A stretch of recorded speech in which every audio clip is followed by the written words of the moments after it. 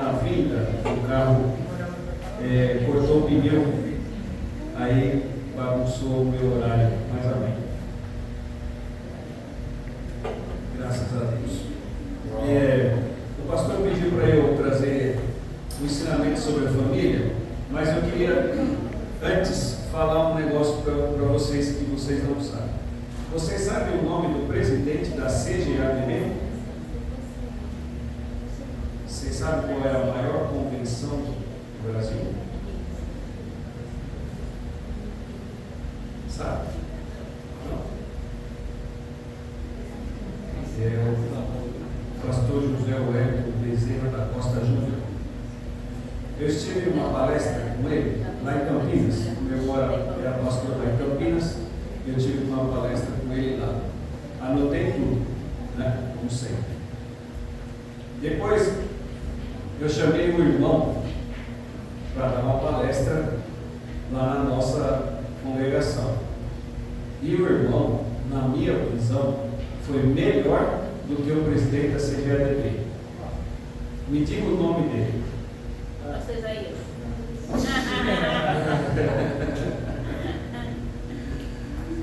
Eu achei mais aplicado, né? É difícil eu falar alguma coisa aqui que vocês não tenham escutado. Muito difícil. Mas eu fiz o meu esforço aqui e anotei aqui as coisas. Vamos devagarinho, né? Quanto tempo? 1 hora?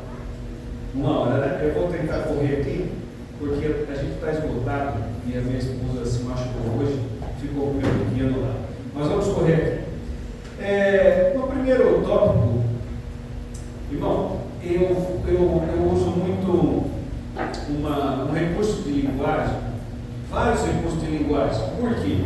Porque às vezes a gente precisa falar e está em público, principalmente no caso de domingo, tem muitas crianças, então eu uso metáfora, né? Uso símbolo, uso hipérbole e metonímia.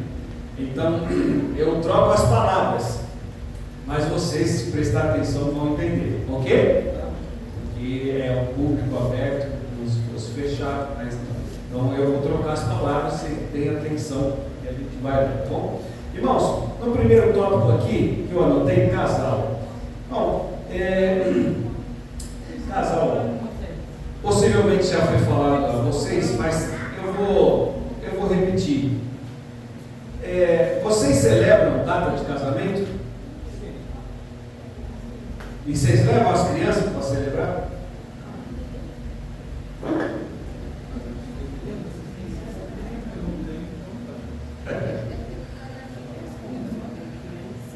Quando as minhas crianças nasceram, que elas já não são mais tão crianças, a minha esposa falou assim: olha, a gente precisa celebrar o nosso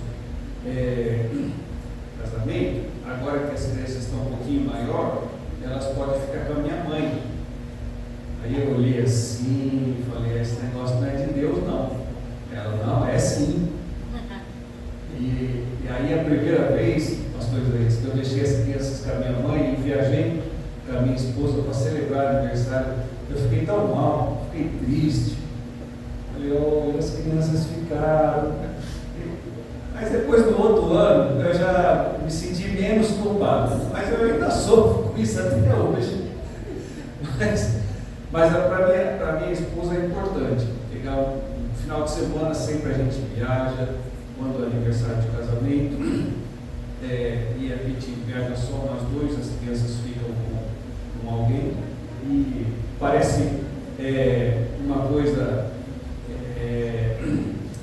tão simples, né? Mas não é importante. Irmão, o crente tem que celebrar, irmão. Porque a nossa vida, ela é muito difícil, é muito dura e é muito corrida. Então, sempre celebra. Uma das igrejas por onde passei, as pessoas tinham muita dificuldade. Com essa dificuldade, o que eu falava para os irmãos? Irmãos, faz a celebração aqui na igreja.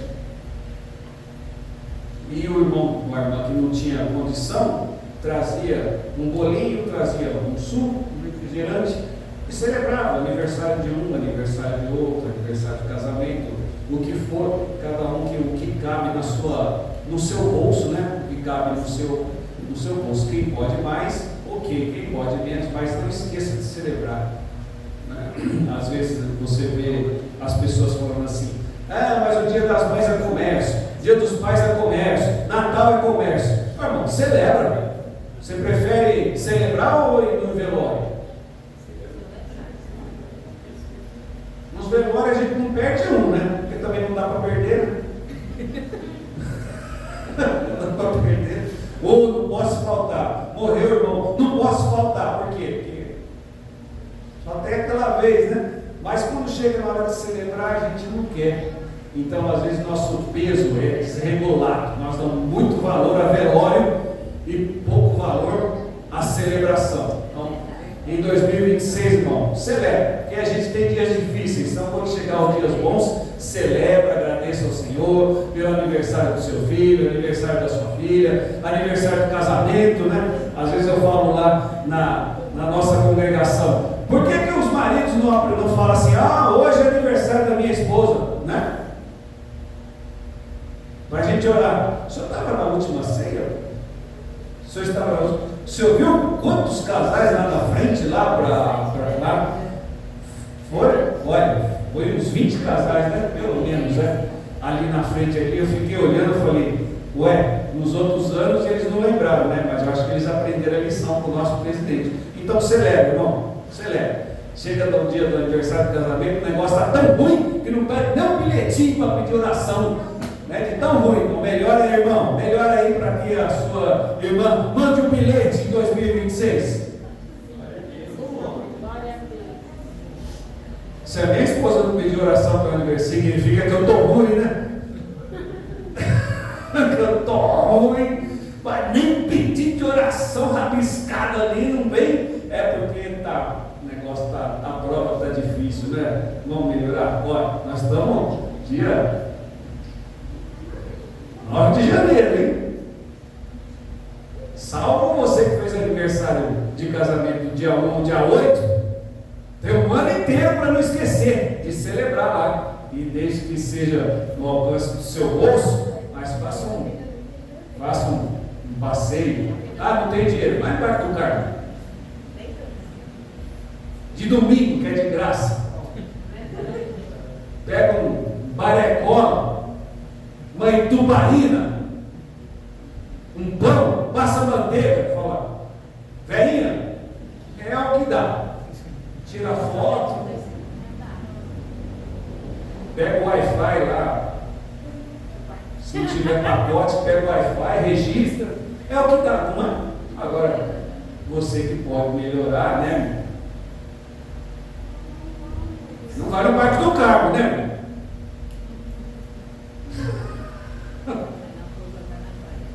Vamos celebrar, né? Aí vai na feira comprar pastel, celebrar 30 anos de casamento, vamos lá, tomar um caldo de cana. Aí ela vai falar: é isso que eu mereço? Próximo. Aí, celebrar. Próximo. Aí. Tem o texto. Eu peço a um irmão, uma irmã, que leia 1 Coríntios capítulo 7, do 3 ao 5. Quem achou, pode ler. 1 Coríntios capítulo de número 7, do 3 ao 5. O marido pague à mulher devida benevolência. Da mesma sorte, a mulher ao marido. A mulher não tem poder sobre o seu próprio corpo, mas tem no marido, e também da mesma maneira o marido não tem poder sobre o seu próprio corpo, mas tem na mulher. Quando Paulo está dizendo se o homem paga a mulher devido à benevolência, o que ele está dizendo? É isso mesmo. É isso mesmo. Mas assim, você entendeu? Mas eu entendi. Não entendi. Paulo está falando aos casados. O que acontece? A gente corre muito, não corre? A gente corre muito, né? Hoje eu não tive tempo de almoçar. Não, eu almocei, correndo. Tentei almoçar em 15 minutos. E corri aqui para estar aqui no horário aqui, né? Mas a gente corre muito, né? A gente cansa muito e vai para cá, e vai para lá, vai para a sede, vai na congregação, vai visitar. Eu visito muito cliente de noite, depois do culto. E final de semana, a gente só tem o sábado para correr atrás das coisas particulares, porque domingo de manhã está na igreja, à noite está na igreja, e segunda já está correndo de novo, não é? E o que acontece? Não acontece.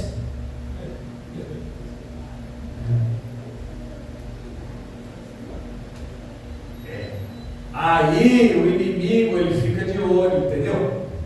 Ele fica de olho e fala assim, essa irmã está sem atenção, esse irmão está sem atenção. Então tem que tomar cuidado. Os americanos, eles resolvem isso de uma maneira que nós brasileiros não fazemos, mas os brasileiros, os americanos, vou dar um exemplo, vocês marcam, terça-noite. Aí terça-noite, está lá no calendário. Eu preciso conversar com a minha esposa. Aí no calendário da esposa está escrito lá, terça-noite, preciso conversar com a esposa. Aí chega em casa, hoje é dia, deu horário, 30, o relógio, né? Você não for um monte de alarme? Eu tenho um monte de alarme, né? Você tem um monte de alarme? Tem um monte de alarme? Tem um monte de alarme. A gente tem um monte de alarme, tem. Aí tem que colocar aqui no alarme, terça de noite, conversar com o esposo sobre os assuntos.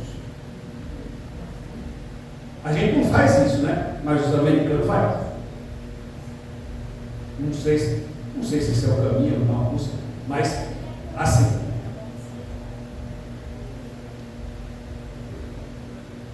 Precisa se entender, certo? Precisa se entender. Próximo. Vamos correr aqui. Limites. Irmão, todo mundo entra na sua casa? Qualquer pessoa entra na sua casa? E a hora que quiser entra na sua casa? Não pode. Não pode.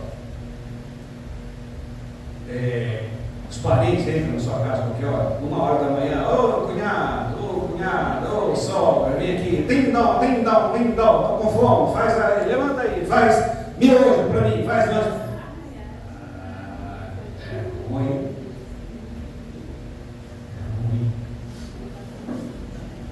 Precisa pôr. Limite.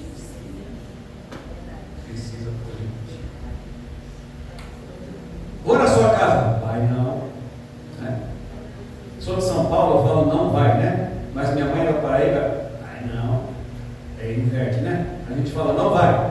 O nordestino fala vai não. Vai não. Vou na sua casa. Vai não. Por quê? Por que não? Por quê? Por quê? Porque eu não quero.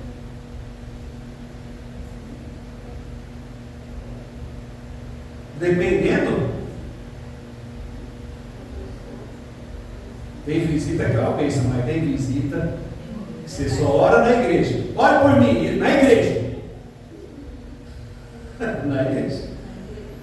Na igreja. E às vezes é necessário o limite, porque parente, visita, amigo, né? Tem que pôr o limite, né? E aos pais que têm filhas e filhos adolescentes, cuidado com quem você coloca para dentro de casa. Cuidado. Abre o olho. Abre o olho. Entendeu? Faz assim. Não entendeu? Depois você pergunta para o pastor que eu explico. Eu vou falar aqui. Esse negócio está gravando aí, eu vou falar. Não, pode deixar ele está falando. Mas ele entendeu. Próximo. Correr aqui. Parentes, já disse? Próximo. Aqui, eu quero investir mais tempo nesse tópico. E eu posso falar que eu tenho um menino de 16 e uma menina de 23. O meu menino, ele tem 16 anos, muito novo, né? Mas ele tem 1,80, é grandão. A menina, ela tem 23, mas ela não mora aqui conosco. Ela mora em Portugal, porque ela está estudando lá. Há 2 anos que ela está estudando lá, daqui a pouco eu falo sobre isso. Mas eu tenho um menino e uma menina. E eu posso falar que a idade do meu menino essa idade é uma idade perigosa. O maior perigo é aos 17 anos. 16 para 17 anos tem uma mudança hormonal e aí começa a dar um monte de problema, né? Vamos falar sobre alguns deles. Próximo. Qual a idade que o menino ou a menina tem que começar a namorar?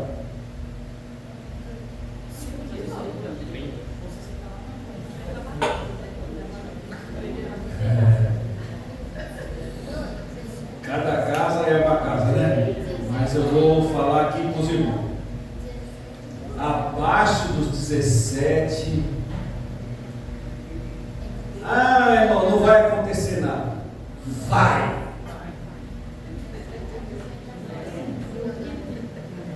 Ó, é matemática.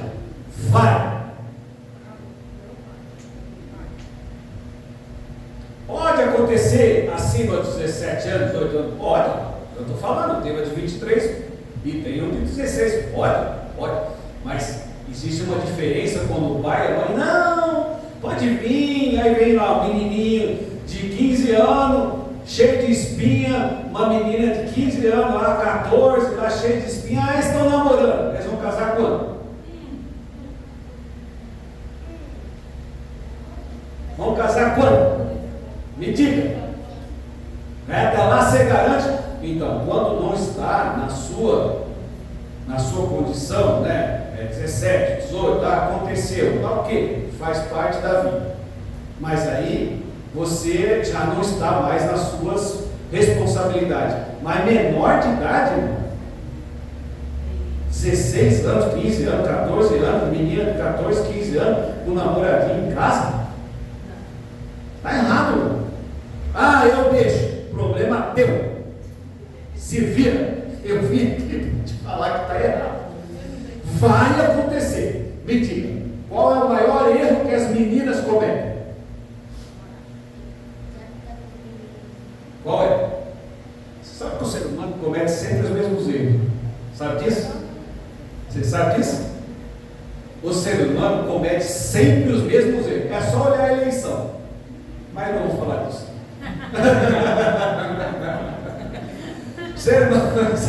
Me diga, qual o erro mais que as moças cometem? O erro maior, que traz mais dificuldade.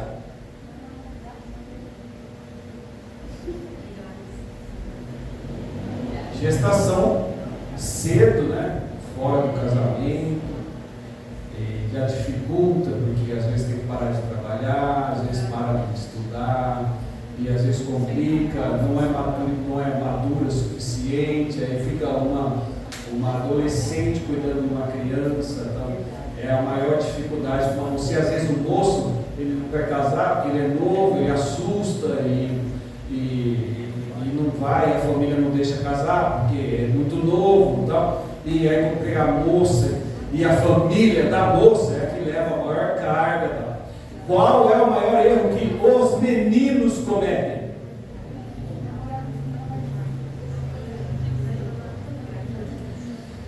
Drogas e má companhia. O menino, ele gosta de poder, né?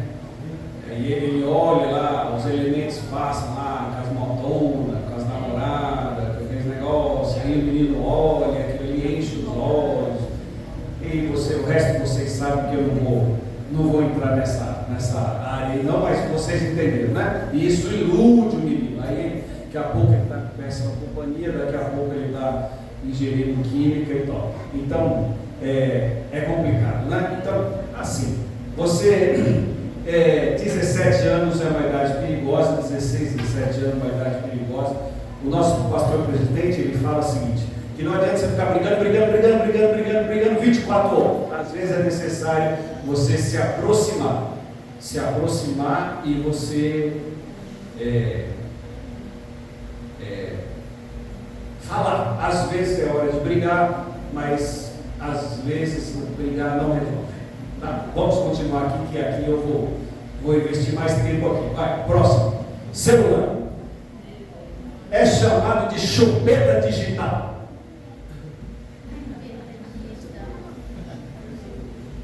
Por que é chupeta digital? Como que as mães fazem hoje para as crianças ficar quietas dentro da igreja? É ou não é chupeta digital? Os crentes tudo dá o celular para o menino está, a menina não está fazendo nada, tá, fica aqui, liga no joguinho lá e fica lá, não é? Então, na minha casa, quanto mede meu menino? 1,80. Todo dia, antes de dormir, ele leva o celular no meu quarto. Até completar 17. Eu estou errado? Não. Por quê? Porque ele não dorme, ele fica jogando. Não dorme. Aí eu pergunto, as escolas tiraram o celular? As notas melhoraram? A atenção melhorou? Você viu como a comunicação dele melhorou? Porque tirou o celular. Então, na minha visão,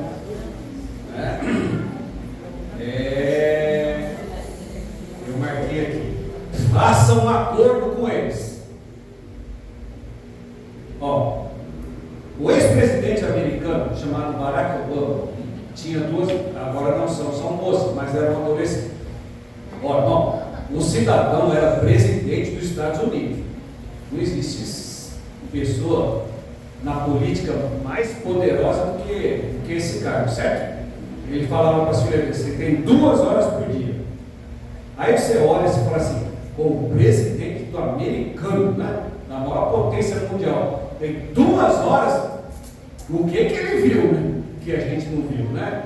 Então, faça um acordo com o seu menino, com a sua menina, tantas horas ou até tal hora, para e traz aqui.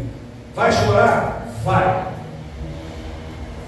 A primeira vez que eu tirei o celular da minha menina, ela chorava de soluçar.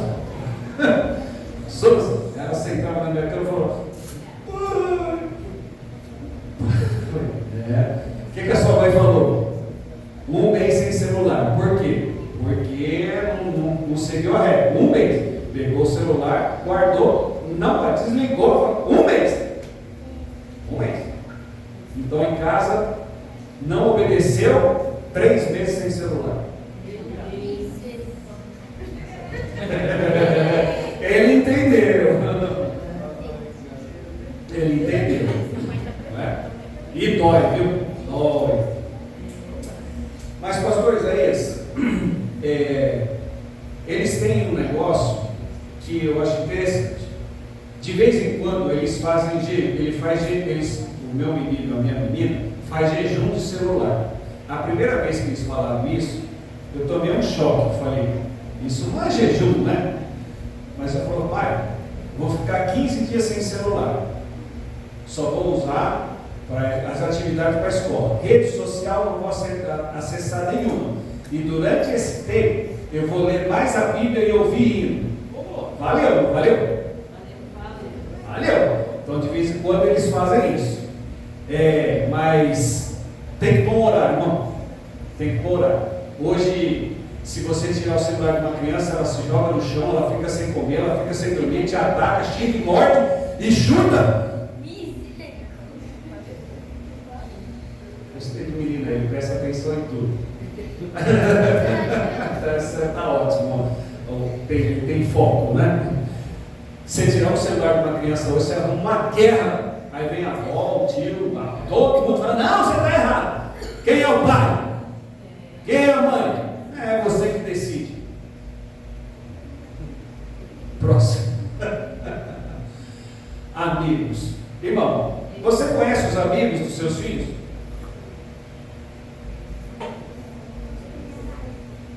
Deixa eu até pôr óculos, porque para ler de perto tiro o óculos, de longe tem que ter óculos. Você conhece os amigos dos seus filhos?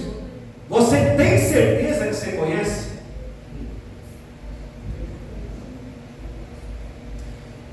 Quando ele fala que está na escola, ela fala para você tem certeza que ela está lá? Tem mesmo?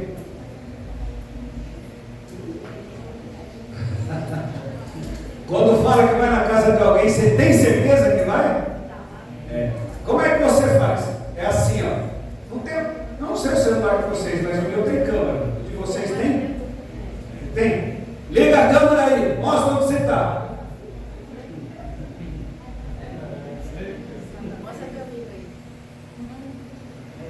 Mostra aí, o que você está? Deixa eu ver, não, vai ligar sim. Ou vai ligar, ou eu pego a marreta e arrebento esse negócio. Não tem conversa.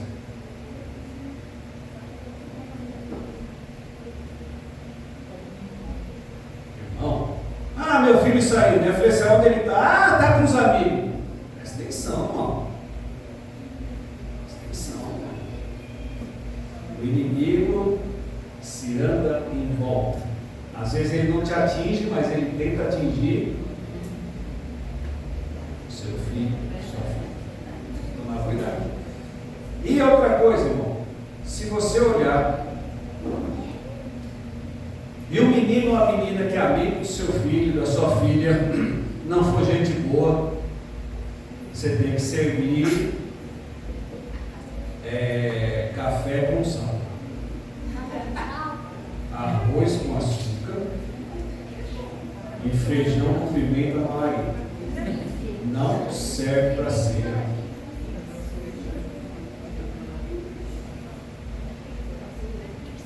Verdade.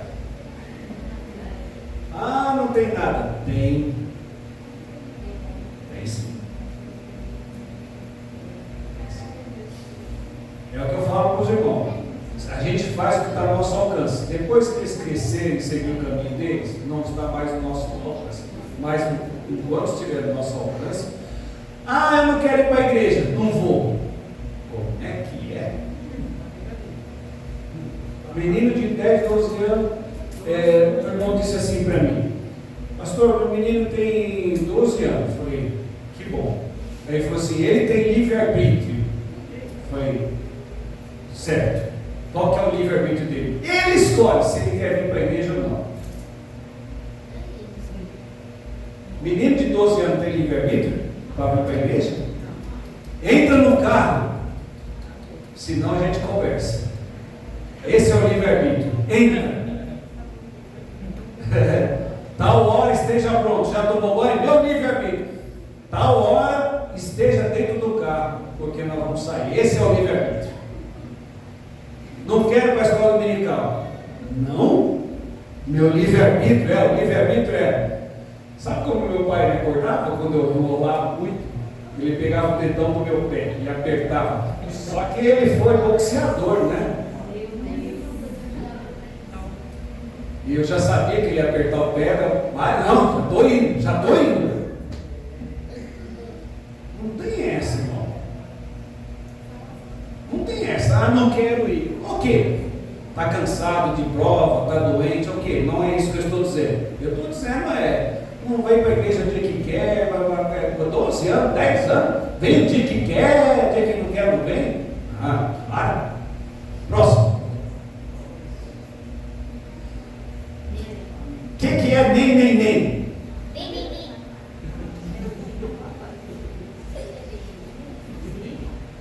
Nós somos um dos maiores países de nem. Depois em casa você pesquisa no Google. Nem estuda, nem casa, nem trabalha, nem faz atividade física, nem é educado, nem nada, só fica dentro de casa com a luz apagada no celular. Nem nada. Nós somos um dos campeões mundiais de nem.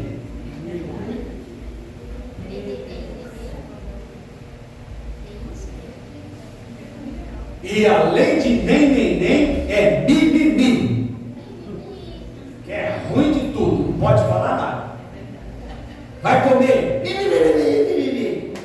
vai estudar,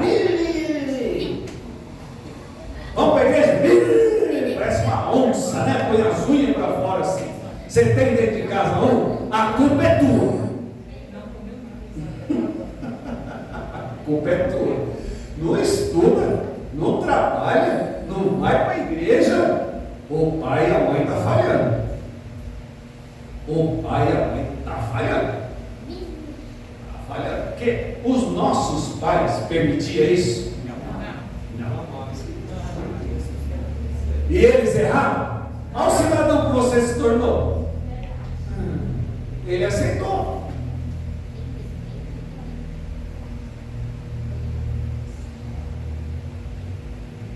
Às vezes a gente tem que se tornar calvinista. Está decretado. Você vai estudar.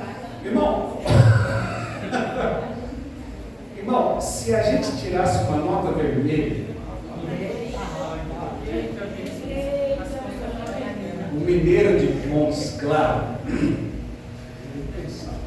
ele pegava a cinta, ele não arrancava pedaço, não machucava, meu pai nunca deixou mais, mas a gente não escapava.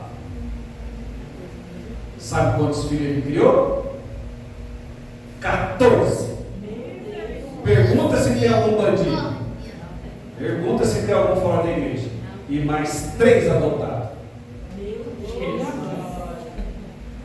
Ele tem 35 netos, todos na igreja. Ele errou, tirou nota vermelha, tirou, mas não tinha essa. Ah, pai, não tinha essa. Não tinha. A gente não tinha livre-arbítrio. Não tinha livre-arbítrio. Ele falava assim: ó, segunda tem a reunião de pais e mestres, né? Eu vou lá. Eu espero que a professora não fale nada, viu, Levi? Tá bom, pai? Não vai falar nada, não tem nada. Eu espero. E a gente ficava desesperado, esperando meu pai chegar, se a professora falou alguma coisa. Eles acertaram. Hoje, a professora é ruim, a escola é ruim, você põe comida, não como isso, é vegano, é não sei o que lá, não come carne, não come nada, água, não tem pH, e não sei o que lá, tem que ser desnatado. Pelo amor de Deus, irmão. Na minha época, você é farinha com açúcar, água que tem, come, dá graças a Deus e não reclama. Era isso. Estou aqui, 55 anos, não morri. Não morri. Não vou comer. Sério, próximo. Peço aos irmãos que leiam, vamos ler 2 textos. Aqui eu tenho que correr aqui, hein? Tenho que correr aqui. Mas eu falei para os irmãos que eu ia ficar mais tempo nesse tópico. Gênesis 37, 3. Eu estudei durante essa semana 3 livros e pesquei, né, os assuntos mais importantes. E esse aqui me chamou a atenção.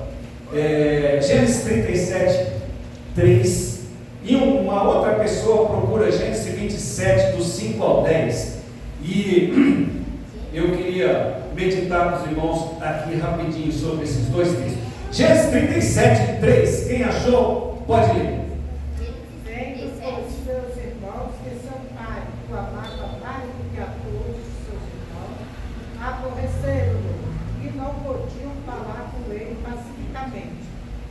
Sonhou também José o sonho que contou a seus irmãos, por isso o amor. 37, 3. É isso. Lê de novo, por favor, irmã. Israel amava José mais do que a todos os seus filhos, porque era filho da sua velhice, e fez-lhe uma túnica de várias cores.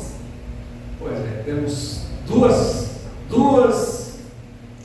situações aí. Uma amava mais do que os outros, e o outro fez uma túnica de várias cores. Percebem? Vocês conseguem perceber o que aconteceu? O que aconteceu com os irmãos de José?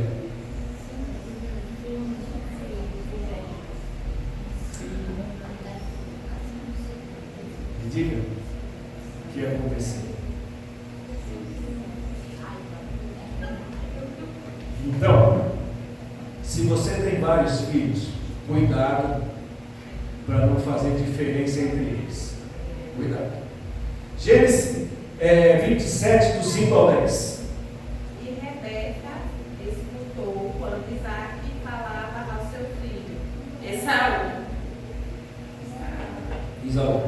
E foi-se Esaú ao campo para apanhar a caça que havia de trazer. Então falou Rebeca a Jacó, seu filho, dizendo: Eis que tenho ouvido teu pai que falava com Esaú, teu irmão, dizendo: Traz-me caça e faz-me um guisado saboroso, para que eu coma e te abençoe diante da face do Senhor, antes da minha morte. Agora, pois, filho meu, ouve a minha voz naquilo que eu te mando. Vai agora ao rebanho e traz-me de lá dois bons cabritos, e eu farei deles um guisado saboroso para teu pai, como ele gosta. E levá-lo-ás a teu pai, para que o coma, e para que te abençoe antes da sua morte. Então você vê, um pai gostava mais de um filho e uma mãe gostava mais do outro filho. José fez uma túnica de cor diferente. Tem um tópico aqui que a gente raramente fala, mas hoje eu marquei aqui para não esquecer de falar. Existe uma expressão no hebraico, pastor Isaías, mestre, não sei se o senhor já ouviu falar, Lashon Hará. Você já ouviu? Quando acontecia alguma coisa errada com os irmãos de José, ele corria e falava com os pais. Esse ato de falar com os pais, no hebraico, na comunidade judaica, ela ensina muito sobre isso. É chamado Lashon Hará, que é você ir lá e falar, entregar, essas coisas. E os irmãos de José tinham bronca, além dele ser o preferido, além dele ter uma túnica diferente, ele também falava ao pai as coisas que os irmãos faziam. E isso foi gerando uma raiva, um ódio, um ciúme, uma bronca de José. E, embora fosse plano de Deus, mas a gente tem o que aprender nesse Lashon Hará. Às vezes, dentro da sua casa, os irmãos se brigam, se batem, se ofendem, e às vezes o pai e a mãe olham, é assim mesmo. Não é não. Não é não. Não é não. Você não pode deixar os seus filhos fazer guerra dentro da sua casa. Os antigos tinham uma expressão, eles diziam assim: dentro da minha casa, comeu do meu feijão, sou eu que mando. Então, assim, é você que compra o feijão, você que compra o arroz, você que paga a água, você que paga a luz. Você não pode deixar a sua casa virar uma guerra. Não pode. E às vezes os irmãos, tal, não pode. Na nossa família, a gente não tem grandes problemas. Graças ao bom Deus e sua misericórdia, a gente não tem. Mas também a gente não fica guerreando irmãos contra irmãos. A gente briga. Você é o preferido do pai, você é o preferido da mãe. A gente sempre brinca com isso. Porque você trouxe queijo, porque você trouxe café. A gente está sempre brincando. Mas não é nada pessoal e a gente tenta sempre levar na tranquilidade. Não temos guerra com os irmãos. Graças ao bom Deus não temos. Mas os nossos pais nos protegeram de não deixar irmãos ficar brigando entre eles. Tá? Então, eu usei a palavra aqui, acepção, mas no livro que eu estudei fala sobre preferência. É claro que você tem, às vezes, um filho que dá mais trabalho e o outro que dá menos, mas tem que tomar cuidado para ter um equilíbrio aí, tá? Um equilíbrio aí, senão isso acaba virando um problema. Próximo. Finanças. Antes de chegar de finanças, eu anotei uma coisa aqui que eu não coloquei aí, porque eu não sabia o público, né? Sexualidade.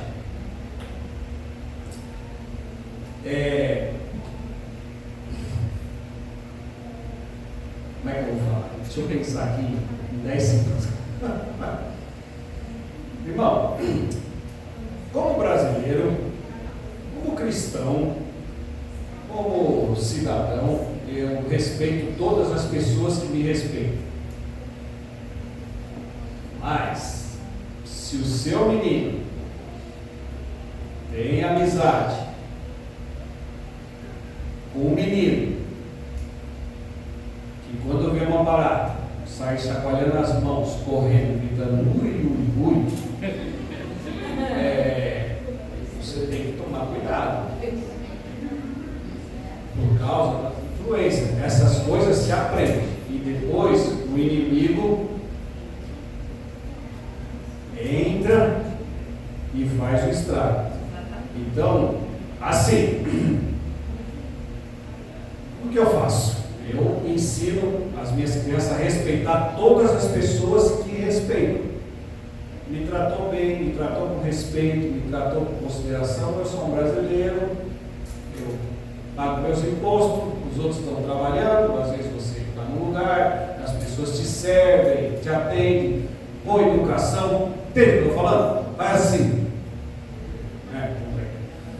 Porém, inclusive em várias famílias cristãs, nós temos no meio cristão esse problema, mas o que você tem que tomar cuidado é para ver se de repente a amizade do seu menino, ele está aprendendo a ir por esse caminho de uma pessoa que precisa ser liberta da escravidão. Hoje nós temos uma moda de moças que não querem se casar. É o feminismo, né? Um outro tópico aqui que não vou falar hoje. As moças estão aprendendo que elas não vão se casar e elas não serão mães por um movimento.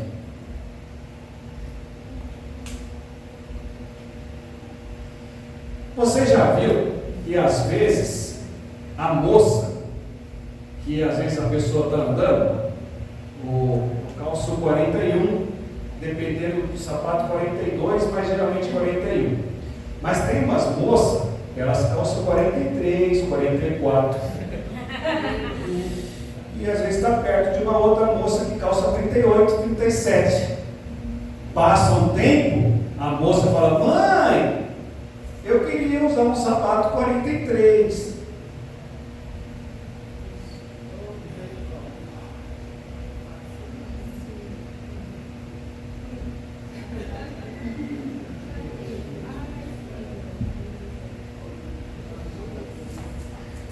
De onde aprendeu isso?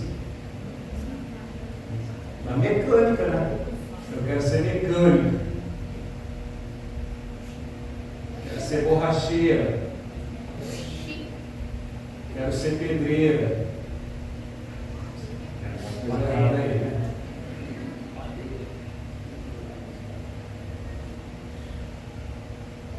Tem que ter atenção, né? Tem que ter atenção. Com quem seu menino anda, com quem a sua menina anda.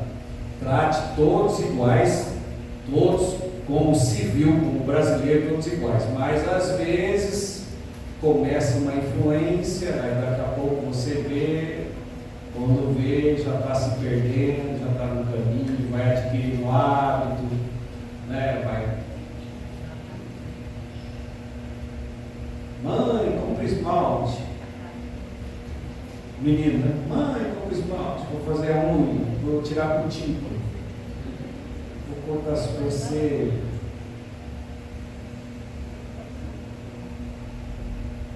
Onde aprende isso?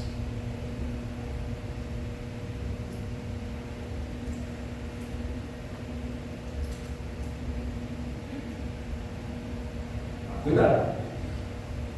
Finanças é o último tópico que eu quero falar. Antes disso, eu queria ler os irmãos, aqui é um pouquinho mais complicadinho, não é muito, mas eu vou terminar nesse aqui mesmo, tá? Eu queria só ler 2 textos, vou ler um texto, um só. 1 Timóteo capítulo 6, verso de número 9 e verso de número 10.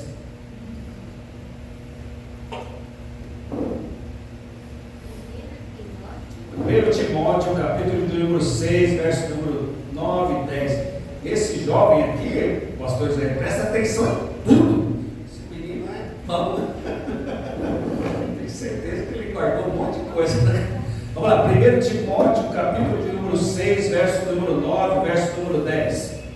Mas os que querem ser ricos caem em empresas, enlacem muitas concupiscências loucas e nocivas, que submergem os homens na perdição e ruína. Porque o amor ao dinheiro é a raiz de toda espécie de males. E nessa cobição, alguns se desviaram da fé e se transpassaram a si mesmo com muitas dores.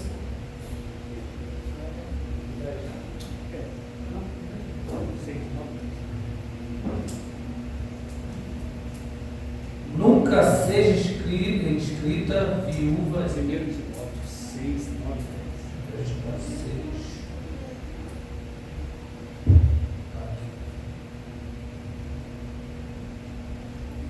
Mas os que querem ser ricos caem em tentação e em laços e em muitas concupiscências loucas e nocivas, que submergem os homens na perdição e ruína. Porque o amor do dinheiro é a raiz de toda espécie de males, e nessa cobiça alguns se desviam da fé e transpassam a si mesmo com muitas dores. Bom, sobre finanças, nós temos uma geração que não quer nada. E nós temos uma geração que é gananciosa ao extremo. Essa que é gananciosa ao extremo quer ficar rico assim, né? E Paulo, escrevendo a Timóteo, fala que aqueles que querem ser ricos caem em tentação. Sabe aquele joguinho do tigrinho? Mais da metade das pessoas que recebem Bolsa Família gastam dinheiro naquilo lá. É uma estatística. Tanto que o governo está vendo um jeito aí de proibir. A pessoa pega o cartão lá, que eu não sei como é que funciona, mas ela usa o dinheiro, esse dinheiro, para jogar. Então, é a ganância, né? A ganância.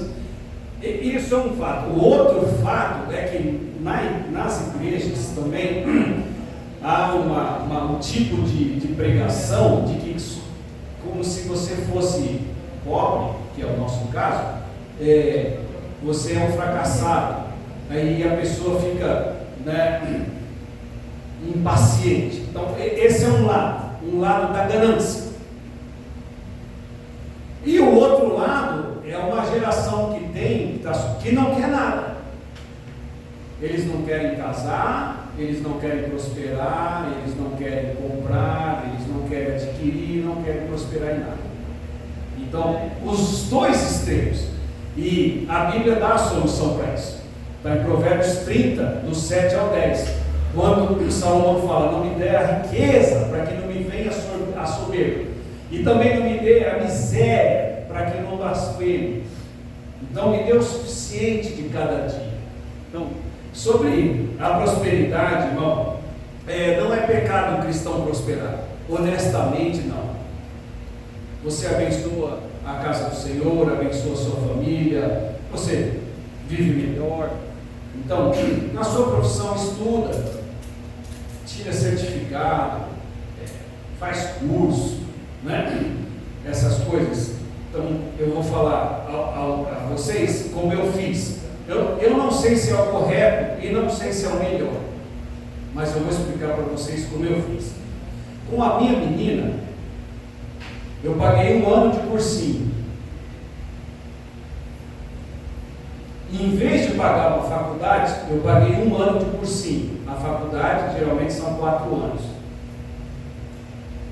Com o cursinho, ela fez lá no Tatuapé, lá na Praça Silvio Romero, o cursinho do Objetivo. Ela entrou na Faculdade Federal. E a Faculdade Federal é de graça. Foi um bom negócio, não foi? Só que o menino e a menina tem que responder. Porque se você pagar e eles não estudar, você vai jogar seu dinheiro fora.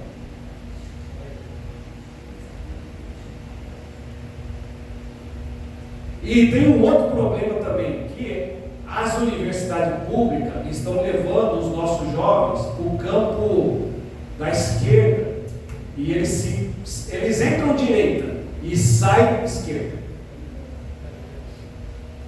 Isso é um problema. E tem uma pesquisa que fala que quase 70% das pessoas cristãs que entram na faculdade, quando voltam desviadas, quando terminam. Então, durante o período da faculdade, o pai e a mãe têm que ter atenção, orar, orientar, e não deixar o menino, a menina desanimar. Não, vamos para a igreja, vamos adorar o Senhor, vamos servir o Senhor, vamos participar dos congressos, porque senão a tendência da faculdade é trazer a pessoa para o mundo secular e abandona os caminhos do Senhor. Tem que tomar cuidado. Mas essa estratégia que eu usei deu certo. 1 ano de cursinho, eu ganhei na faculdade, não precisei pagar a faculdade porque ela fez a faculdade de graça. Hoje também não sei se é o melhor caminho. Hoje ela estuda no exterior. Eu não sei se é o melhor caminho. A gente sofre muito por causa da distância, mas ela quis estudar lá. Eu tenho uma vantagem, que o meu irmão mora lá. Então, o meu irmão cuida dela e tudo, eles estão perto. E isso ajuda, é uma oportunidade que eu tive. Se o meu irmão não morasse lá, seria mais difícil. Mas o meu irmão mora lá, então para mim ficou mais fácil. Eu não sei se um dia aparecer uma oportunidade de seu menino, sua menina estudar fora, aí eu vou dizer para você como que faz. A nota do Enem. Se a nota do Enem for boa, lá fora ele passa. Em vários países. Talvez você pode pensar assim: isso nunca vai acontecer comigo. Olha, irmão, não sei. Não sei. Vamos lá. Quem acha que poupança é um bom investimento?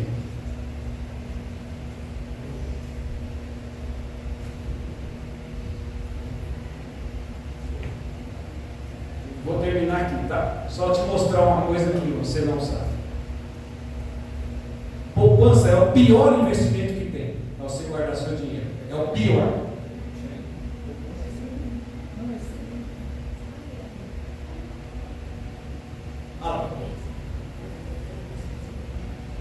O CDB dá 12%. Tá vendo aí? Tá vendo? Dá o dobro da poupança, não dá? Só que olha esse número aqui, ó. Esse número aqui, 100%, tá vendo? Tem que ser acima de 100. Certo? Só que tem um detalhe, tá vendo aqui numa última coluna? Sim. Você paga imposto de renda. Na hora que você recebeu o dinheiro, paga imposto de renda. Agora olha o de baixo. Quanto que está a taxa Selic?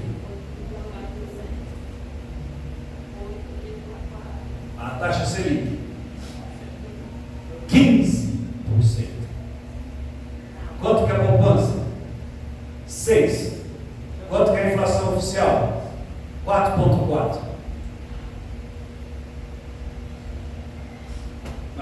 Daqui de cara você perde 10%. De cara. Tá vendo? Aqui. Se você pegar uma LCA, quando você entra no seu aplicativo, você vai lá em investimento, aí você coloca assim, sem imposto de renda, aí lá, ele aparece lá um monte de coisa, aí você vê lá, LCA, 13%, paga imposto de renda? Não.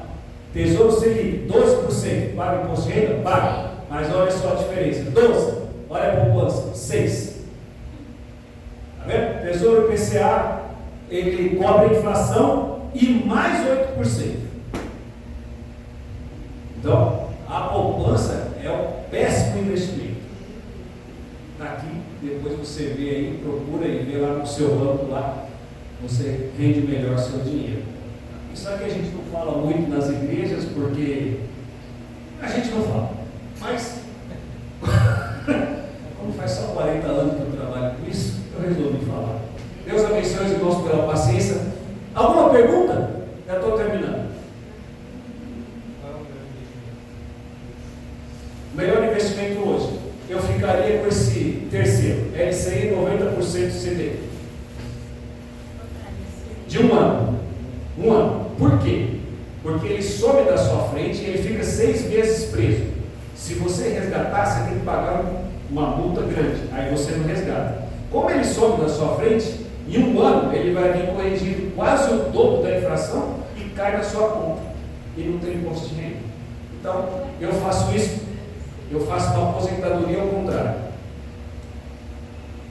Eu compro um pouquinho para 2026, um pouquinho para 2027, um pouquinho para 2028, um pouquinho para 2029, um pouquinho para 2030. Então, para os próximos 5 anos, todo ano eu tenho um troquinho. É assim que a gente faz na lei de trabalho. Tá. O que os crentes fazem? Jesus vai voltar amanhã. Vamos gastar tudo hoje, mulher. Não é? Não é isso que os crentes fazem? Quer ver? O que você faz com o seu 13º? Vai no shopping lá. Eu moro do lado do shopping. Onde eu moro lá, dá para ir a pé no shopping. Bom, na época do 13º, eu quase não consigo entrar em casa. Eu não consigo entrar em casa. De tanto carro. Os crentes tudo gastando. Aí quando chega janeiro, IPVA, IPTU, matrícula, material escolar. Aí o que o crente faz? Empréstimo no banco. Irmão, aí vocês mantêm meu emprego.